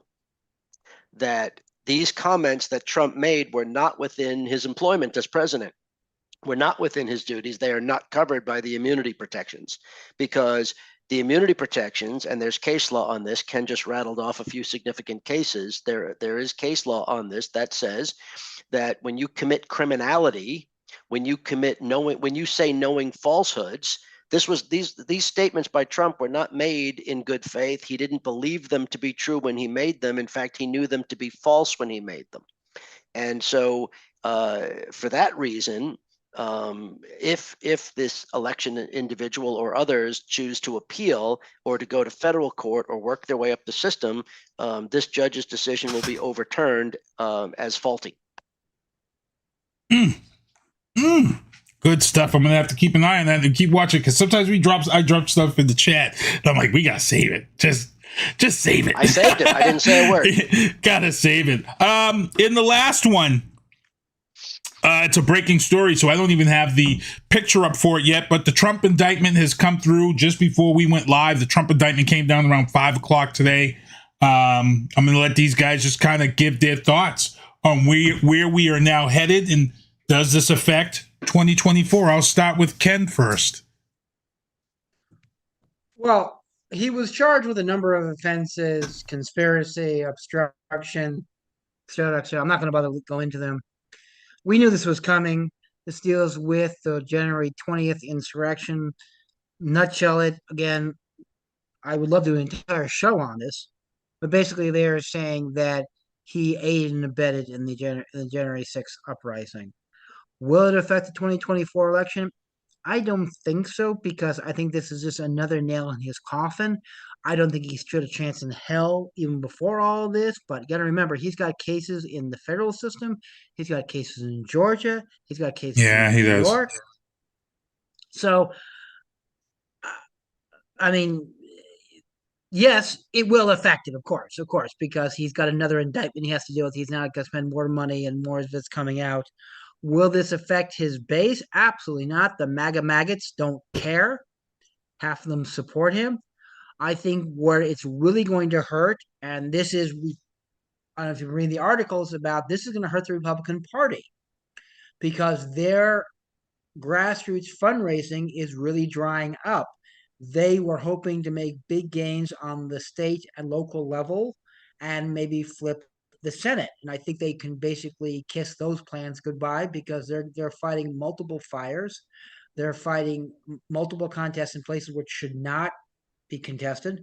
For example, I don't know if you were, goes really into the weeds, and I apologize, but the Wisconsin Supreme Court, which is elected, it's not appointed like in Massachusetts. And was Florida appointed or elected, Rob? I don't know. Appointed. Okay. There are certain states that elect judges on both the trial and appellate levels. Wisconsin's one of them. Wisconsin was one of the few states that upheld Trump's, well, didn't upheld it, but basically was giving a very kind eye to Trump's claim in a number of 4-3 decisions. Their court there has just been flipped, and now there's a liberal majority for the first time in 15 years. That wasn't supposed to happen. Nope, it wasn't. And Wisconsin's a huge battleground state, so already the trumpeters are going to have a problem in one of their key battleground states. So is this going to affect Trump directly? No. Is this another ongoing headache for the GOP? Oh, you better believe it, sweet Charlotte. All right. Squared, you want to add to this Trump indictment before we head out? Yeah, I mean, look, I'll just say a few things because Ken laid it out. I mean, there's nothing in the indictment that's a surprise. The facts in there are things we've been learning for years. It came out during the congressional hearing, the impeachment hearing, some of the other cases. So if anybody who is paying attention, not everybody pays attention to this, but anybody who's paying attention will, if you read through it or skim through it, you'll say, well, this looks familiar. The charges are very predictable, very focused. The indictment itself was excellently drafted. It really tells a story. That's how you're supposed to do it. There are different ways of doing it that are legally correct. This is the most effective way to do it. It tells a story, the charges, the evidence, the players. So if you read that, there's no surprise in this case. You know exactly what the prosecutors are doing and how they're going to do it. The defense can now plan its strategy. Of course, they've been planning all along. It's not like they didn't know this was coming or what it would be. So all of that is good. Whether or not it impacts the election, this is the real question. This is new territory for us. We've never had a former president engage, a current. I mean, Richard Nixon did some impropriety and he was pardoned for it, which is controversial, but this pales in comparison to, Bill Clinton's affair with Monica Lewinsky or Richard Nixon's abuse of power. We've never had anything like this. And this was done while in office, and then it was done after leaving office. It was both. And then, of course, to run again. So this is completely uncharted ground. So I think, we're obviously writing the history books as we live through this, and it'll take 20 years to figure out exactly how this is going to be recorded in history. But in the short term, I don't lack the confidence that Ken was expressing. I don't disagree with what he said. I just don't have confidence in the outcome, because what we've seen is a willful stupidity of Republican voters. And I'm using that term, willful stupidity. They are choosing to be stupid. They're not stupid people. They're choosing to be stupid. They are choosing to ignore what's happening. They know what happened on January 6th. Are you kidding me? They know about the big lie. They know about these different things. But when they're asked about it, what they say is, oh, well, he had every right to challenge the election. Yes, he did. In fact, the indictment spells that out. To his credit, Jack Smith, the special counsel, put in the indictment that Donald Trump and his campaign and his supporters had every right to challenge the election results. And they did so in 70 different court challenges. They lost all of them. They had the right to make comments. They had the right to do a lot of the things they did, but they did not have the right to engage in this conduct, to overthrow the election, to defraud the United States government, the United States citizens, the voters, all the things that are listed in the indictment. They did not have the right to do. That's not protesting an election or contesting an election or playing politics. This went way outside of it into pure criminality. But again, none of this is new. We've known all this. Yet, if you poll Republican voters, and I'm not a big fan of polls, I don't think the sampling is accurate, and sometimes the way they ask questions is inaccurate or inartful. But nevertheless, you still have 70% of Republican voters saying that Trump didn't do anything criminally wrong. Well, of course he did. Duh. You have to be a moron not to know that. So that's why I'm saying they're being willfully stupid. And so when you've got 70+% of Republican voters still trying to make their own lie about Trump's conduct, it doesn't give me hope for the fact that they'll find that the reality will break through and they'll realize that they cannot vote for this guy. So the only real hope that I would have, and I'm not saying I want this to happen. I don't know what I want to happen. It's not my place necessarily, because I don't vote in the Republican primary, at least not at this point. But only Chris Christie is talking about this. Only Chris Christie is talking about how, Trump's conduct and his violation of his oath of office and abuse of power and all that. And Chris Christie, my God, he must have been one hell of a firebrand in court, because he's making a hell of a case, and with the limited airtime he gets. The problem is the other ones are ignoring it. They won't go there. They're cowards. Nikki Haley, Tim Scott, Asa Hutchinson, although he's come out with at least some things, I put him in a slightly different category. Jericho from North Dakota, all these people, none of them are saying, I mean, if they don't want to talk about it, that's fine, then don't talk about it. But they're lying when they're asked questions. And so I don't know what the Republican voter is going to do. And then when faced with the choice between Biden and Trump, well, my goodness, if you're a law-abiding American, you can't vote for Trump under any circumstances. That means it's Biden or stay home. But I just don't know. I don't have the confidence in what's going to happen. I would hope that would play out. Biden's record is really not that bad. I just don't understand why, the Republican noise machine is doing wonders. I mean, this is the most successful slander mission I've ever seen, as far as, destroying the realities of Biden. I mean, you could agree or disagree with the different things and the major legislation, but the country is moving in the right direction, and yet we're not talking about it. So I don't know. I don't know that this is going to impact 2024. Right. I just Well, don't we'll know. see. It should be. Anything you want to add real Ken quick? wants to follow up on that. Go ahead, Ken. Yeah, very simply, I have no faith in the Republican Party. But again, I don't need it. If I may quote that old baseball cliche, every team's going to win 40 games, every team's going to lose 40 games, which you do with the middle of 40 that separates the basement dwellers from the world champions. Here's the thing. Your average Republican voter is going to vote for Trump. The problem is, if you look at the numbers, Republican voters are dying off like flies. Number one.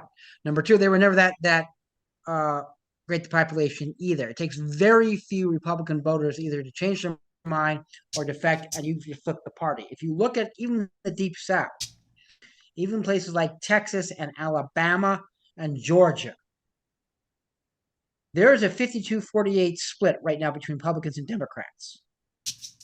52-48. 3 percentage points shift away, and we got a whole new South.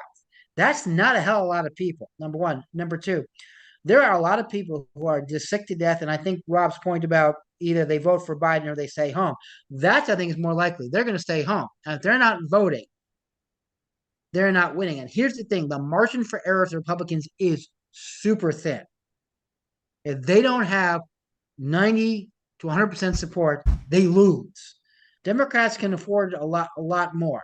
So that's what I think could very well happen is not so much Democrats are going to win, the Republicans are just going to lose. They're just going to give up. The other issue is I think a lot of these people are they're not going to raise the money. The Republican Party is raising way less money than they ever have in their entire modern history. And I go from 1972 on.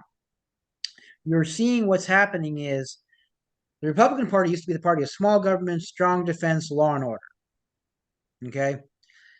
What you're seeing now is you're seeing the creation ever since Trump, but I'd argue before that, of the MAGA coalition. The MAGA coalition is separating itself from the Republican Party. They are not backing the mainline candidates.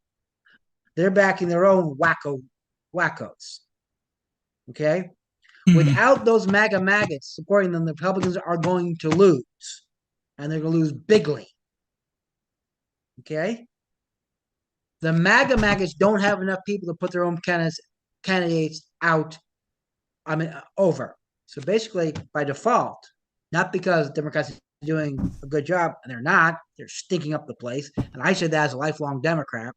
We are losing the messaging war. We're doing absolutely crap. No offense. I don't know who's in charge, but he'd be fired and replaced with somebody else. That's how it's going to, I think, wind up. It's just simply because they're not because the opposition's doing so well. It's the Republicans are just doing so poorly. Right. Wow. Good stuff, guys. Great stuff. Again, another fantastic show with these guys. I got to thank everybody for supporting the show with the beanies last winter. Got to thank all the shows that I'm involved with producing, as you see here. Also, the latest news show under Sinister One Productions, Fubar Studios, Vet Reinforcement. We've got Brockton After Dark going on right now for the summer for the kids, till 9 o'clock. We've got the Fan Expo, August 4th to the 6th in Boston. Fans assemble. That used to be the Comic-Con, but it's now the Fan Expo Boston. Also, this Saturday, Slingshots for Shriners. This is my Slingshot organized ride. We are now partnered with Shriners Hospital of Boston. If you see us riding in this parade on Saturday, pull out your phones, scan the QR code, make a donation. The donation goes directly to Shriners Children's Hospital of Boston. I am in conversations with Shriners at this time. They're looking to make this event a nationwide event. We've linked up with Riders for Life in Houston, and what's going to happen is that the last Saturday of every July, this ride will take place across the country to raise money for Shriners, which is known for being a burn institute, but it's also now a big hospital that takes care of the cleft lip issue. Also, Steve Hooke, who's coming up in a little bit, Saturday, August 12th. This is his campaign fundraiser. That's going to be at Joe Angelo's. The Brockton Fire Hockey Golf Tournament will take place on August 14th, 9 o'clock start.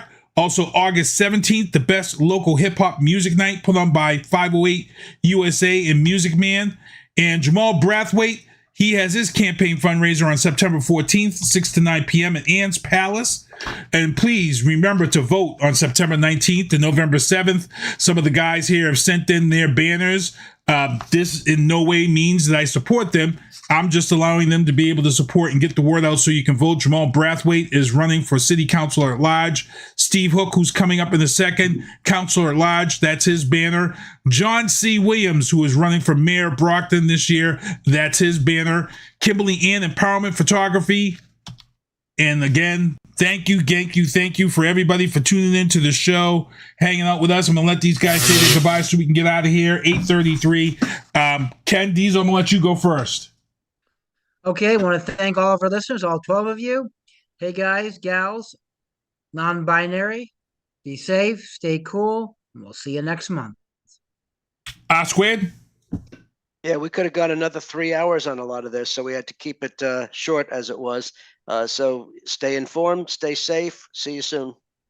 And we're going to take a quick break here, and I'm going to be back with, actually, we're just going to get right into it. I'm going to take a quick break, and we'll be right back with my man, Steve Hooke. Here we go.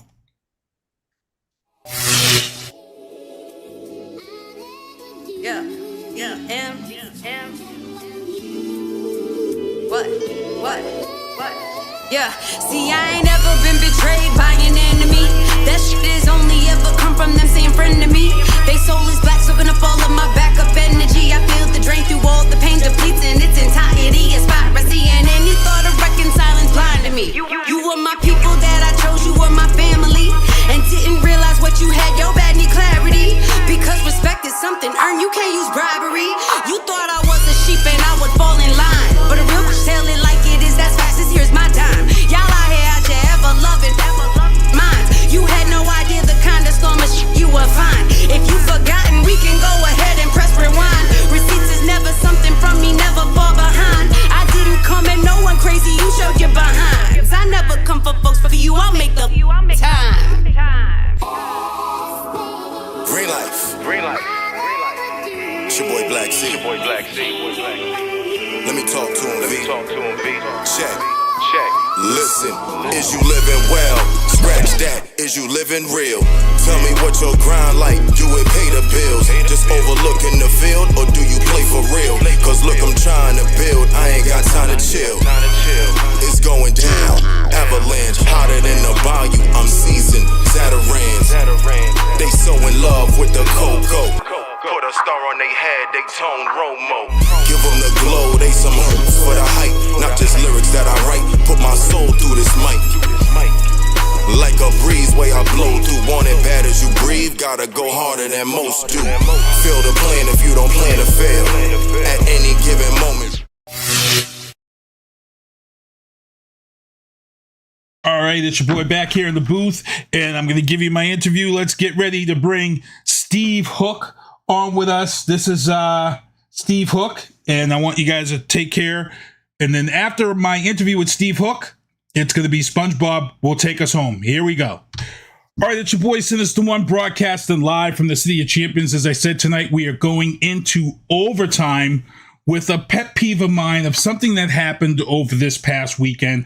And I actually was going to try to speak with the Brockton City Mayor, Mr. Robert Sullivan, and try to get him to speak. But I said, you know something? No, you know what? The mayor isn't good enough to come on here and talk about this. I got a guy that I know who's running for city council that I feel is very good to talk about this topic. He has a wealth of knowledge. He spent a lot of years. I'm going to let him introduce himself and tell his title and what he does, so people know that, hey, this guy just isn't coming to this podcast and tossing his opinions around. This guy is in the trenches. Steve, please let them know who you are and what you do. Steve, thank you for having me back again. My name's Steve Hooke. I'm the emergency manager for the city of Brockton. I've been the emergency manager for the past 9 years. And Steve has handled things from snowstorms to emergencies. And the reason why I got Steve on here, and he's going to take off his running for candidate for city council. He's putting that BEMA hat on. He's going to get real serious with people because there were some things that I saw on social media that I was pissed off about. I'm not going to lie. This past weekend, the National Weather Service on Saturday night around 8:15 put alerts out. The first alert was about a possible tornado in the area and hail. And, you saw people all of a sudden, we're here in New England. We're not in the tornado highway of down south in the Midwest. So all of a sudden you have a lot of people who aren't taking it seriously, first and foremost. About 8:15, 8:20, National Weather Service issued a critical alert. That's when everybody's phones went off with this alert saying that, hey, we have an idea where this is going to touch down. It's going to touch down in these areas here. You need to be wary.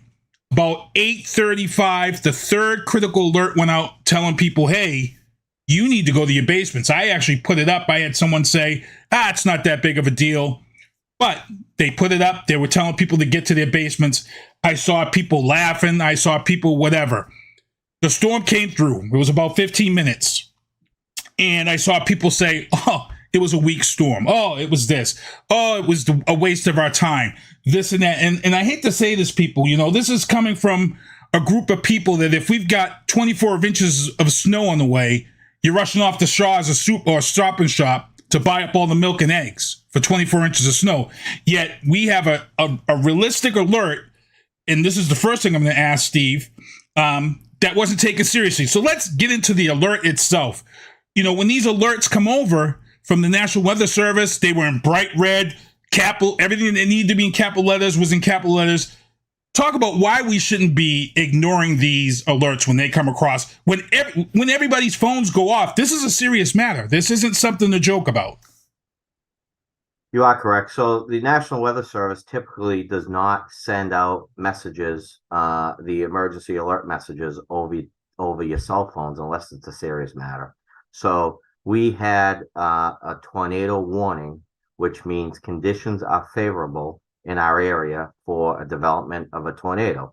Now, what the National Weather saw on that day, I believe it was Saturday, they saw some rotation in the sky, in the clouds, which did touch down an EF1 tornado in Mansfield and part of Easton.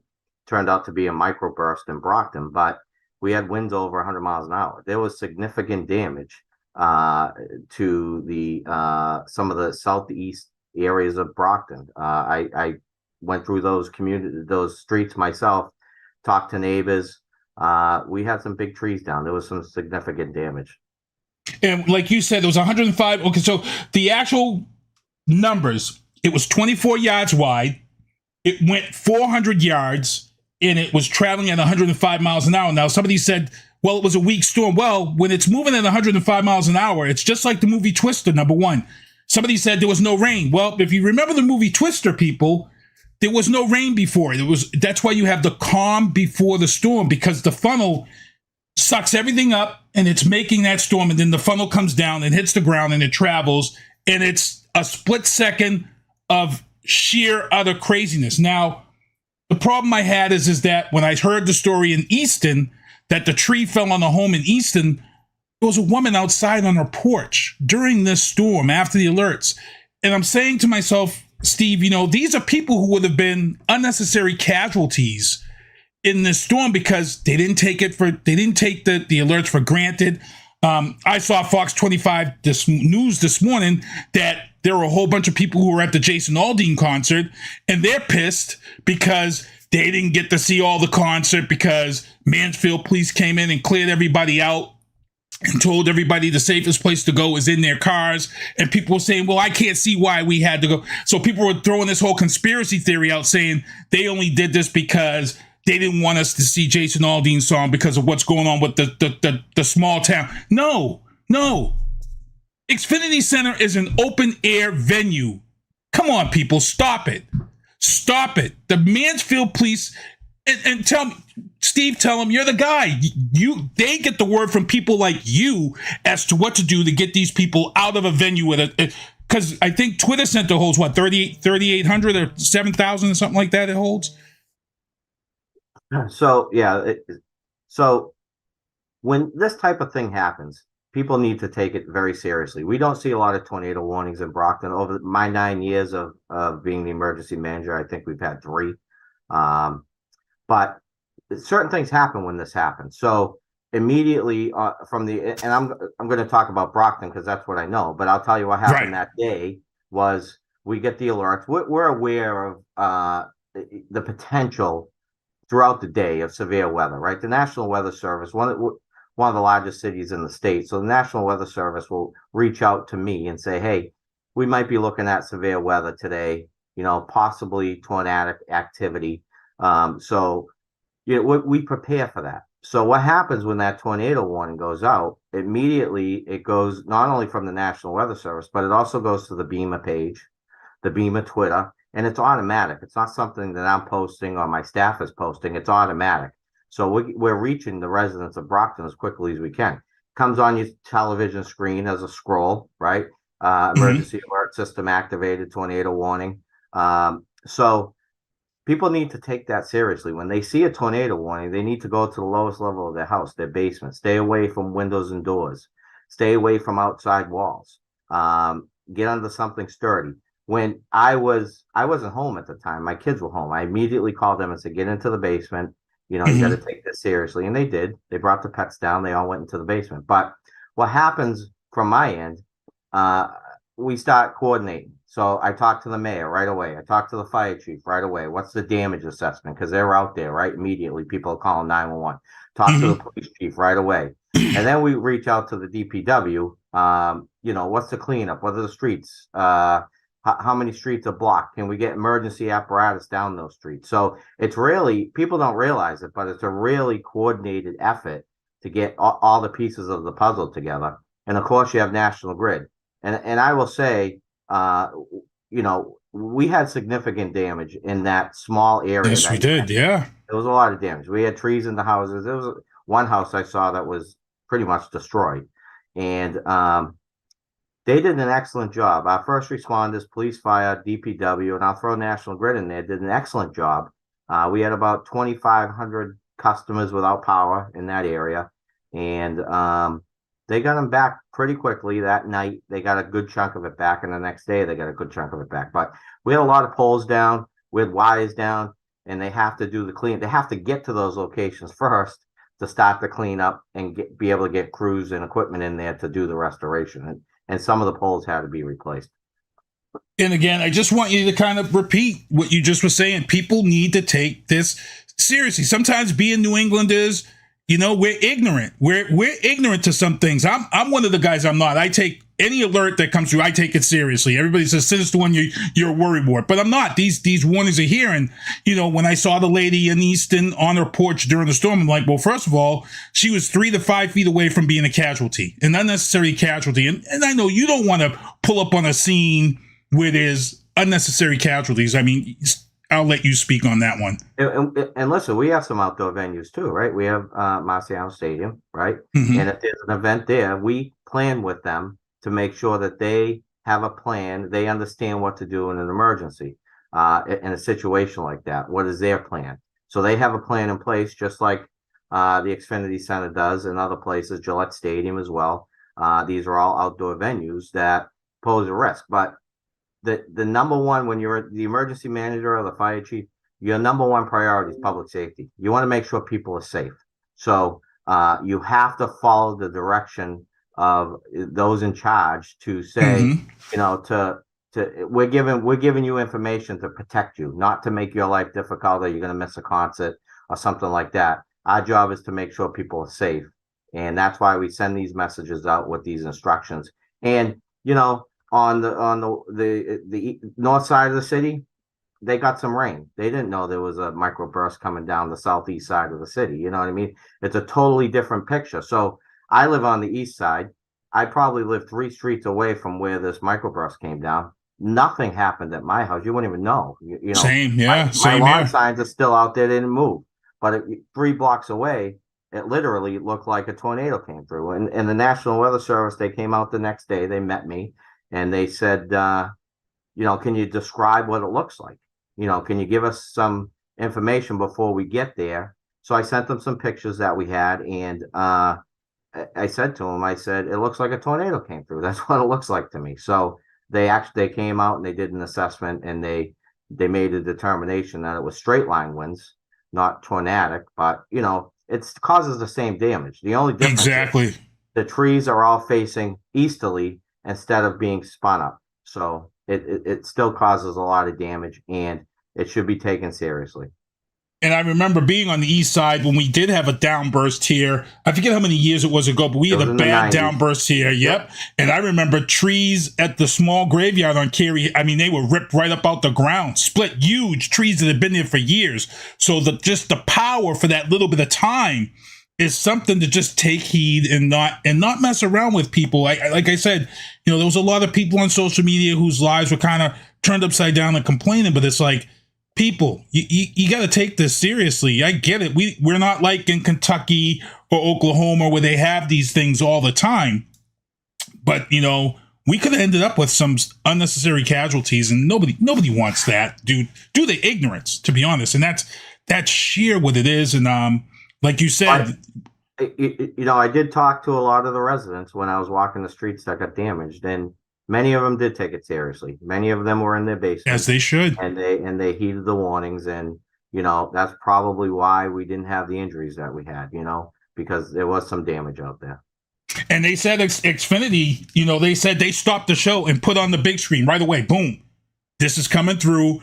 And, they said to, listen, there were some people who worked for the Xfinity Center that were telling people to stay put, but they were telling them to stay put until they could get the instructions from the Mansfield Fire Department and Police Department. And then once they came, they handled the coordination of getting the people out and, safely. And I believe that's pretty much how it would work. That's their plan. The venue tells people, hey, stay put. The right people are coming to get you out of here. And then when the right people came, I get it. There's levels to this. You don't want chaos and people all over the place, especially when, like a Jason Aldean concert where people were probably drinking in the parking lot prior to you know what I'm saying? And all of a sudden this happens. Now you got somebody that's 3 sheets to the wind during the concert that you got to get out of there. But it looks like they went with no problem. So, again, Steve, I want to really thank you for coming on and just talking about this serious thing, because it really bothered me. And I felt like people need to be given some knowledge from a person who knows. And I was like, yeah, originally it was the mayor, but I felt, you know what? I think this is the guy. He's in the trenches. This is the guy that needs to speak on this. And we did. Do you feel like we pretty much dodged a major bullet with this storm? Yeah, it certainly could have been a lot worse. I've been to tornadoes out in Western Mass. We've had some 2011. We had a F2 or F3 come out. That's right. A whole bunch of towns, and I was out there, and the devastation was something that you couldn't imagine. Pictures don't do it justice, but it certainly could have been a lot worse. And we could have, if it hit different parts of the city or, some of our other buildings or something, it could always be worse, right? I guess the bottom line is listen to the leaders of the city, listen to the professionals, listen to the National Weather Service. And, when you get those alerts on your phone, those are serious. They just don't send those out. There's a process for sending those out. So take those seriously. And one last one. This is a Boston one that bugs the crap out of me. And I know you handle this one too. That night in Boston got a lot of rain in a short period of time. Storrow Drive over flooded to the point where people decided, well, I'm going to try to make it through. And they were flooded up to their rooftops. Cars were stuck in Storrow Drive. And just real quick, just talk about what people can do when a road is flooded out and what they need to do so they don't get, because that was another situation where it was pouring rain. People got under the tunnels in Storrow Drive and they were up to the roofs with water. These people could have literally drowned in their cars. Real quick, just give us something on that one too. What people need to do when you think a roadway's flooded. So the number one hazard for the city of Brockton is flooding, and we have a lot of it sometimes when it's heavy rain. We can take about 3 inches of water in a short period of time, but that's about it. We start to get flooding under the bridges. The city's done a lot of hazard mitigation relative to flooding, so it's a lot better now than it was years ago. But I can remember Kmart Plaza underwater, under the bridges underwater. Westgate Lanes. Westgate. Westgate still has a problem. Montello and Ames, there. We have problems in the city that we get that. Turn around, don't drown. I tell people, pull over. If it's raining very heavily and you can't see the road, pull over, let the rain pass, but do not go into flooded waters. No matter how deep you think it may be, there could be a sinkhole or something that developed. Oh, yeah. And you don't know what's under there. So, I've heard people hit fire hydrants, because they think they're on the road and they're actually on the sidewalk. So you have to be careful.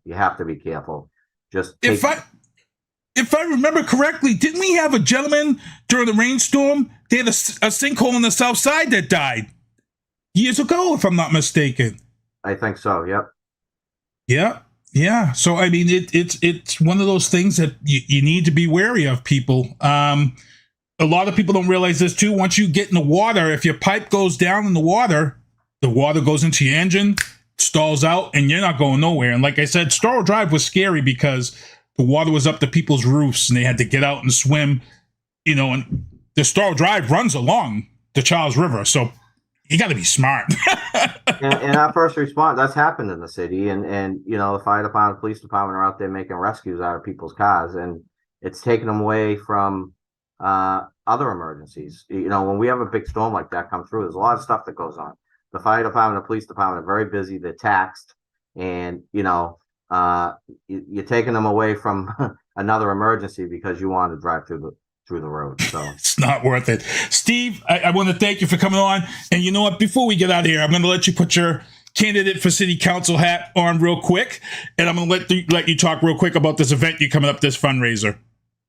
Thank you, Keith. We're having a campaign fundraiser at Joe Angelo's on August 12th between 6 and 9 p.m. I hope to see everybody there. I need your support. If you need a lawn sign, just call our campaign office and we'll get you a lawn sign, bumper stickers, pins, whatever you need. But more importantly, we hope to see you out there at Joe Angelo's on August 12th. All right, Steve Hooke, thank you for coming on. Like I said, this was something that I really wanted to get off my chest, and I felt people should take it much more seriously. Steve is the guy to know, and also make sure to support him in his run for city council. And all I'm going to say right now is thank you for staying on with us for this overtime session of The Booth. And SpongeBob, do me a favor, take us home. See you next Tuesday. Thank you for listening to The Booth on Hoobazoo and HatcherRadio.com. Please follow the Facebook page and subscribe to the podcast at Apple Podcast, iHeartRadio, and Spotify. The Booth is a Sinister One production hosted by Sinister One. I've got to start hanging out with friends that are a little more intelligent and understand politics and stuff. It's just that I'm up on this level up here, and all my friends are down here. Me, nah. You guys, nah. Maybe a little more down in here. Screw you guys, I'm going home. I smoke, I drink, I do my thing. These bitches hating, so you know I got to make it plain. Don't do cocaine with your chick, my main. We stick together, true forever, yeah, you know we bang. I miss those days, which was easy. If only I make it, this on repeat. Now that I done upgraded, I've been upstate, but y'all think I'm playing. And I got a hit now for these weak assholes who think I ain't slaying. Try me, and I'll probably end up laughing, cause I never back down. I'm that chick with a clean ass whip, I don't need that shit, it's like I'm my own now. I get hurt, I get tired of fussing, fighting, guess I gotta crack down. Don't mess with me, cause on everything, I'ma have to bring the whole city out. WHOOBAZOO, that's Hoobazoo.com. Enter website, enter website, enter website, enter website.